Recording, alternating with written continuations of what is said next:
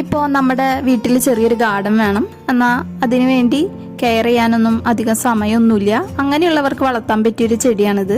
കാരണം അധികം വെള്ളമോ വളമോ സൂര്യപ്രകാശമോ ഒന്നും ഇതിനാവശ്യമില്ല. അതില്ലാതെ തന്നെ ധാരാളം പൂക്കൾ തരുന്നൊരു ചെടിയാണിത്. അതുപോലെ ഏത് സമയത്തും ഇതിൽ പൂക്കൾ ഉണ്ടാവും. ഇന്ന സീസണിൽ നട്ടാലേ ഇതിൽ പൂക്കൾ ഉണ്ടാവുമെന്നോ അങ്ങനെയൊന്നുമില്ല. ഏത് സീസണിൽ നട്ടാലും ഇതിൽ പൂക്കൾ ഉണ്ടാവും. പിന്നെ ഇതിന്റെ പൂക്കൾ single petal, double petal, multi petal അങ്ങനെ പല ടൈപ്പിലുണ്ട്. ഇതിന്റെ മൾട്ടി പെറ്റൽ പൂക്കൾ കാണാനായിട്ട് ചെറിയ റോസാപ്പൂക്കൾ പോലെയാണ്. അത്രയ്ക്കും ഭംഗിയാണ് കാണാനായിട്ട്.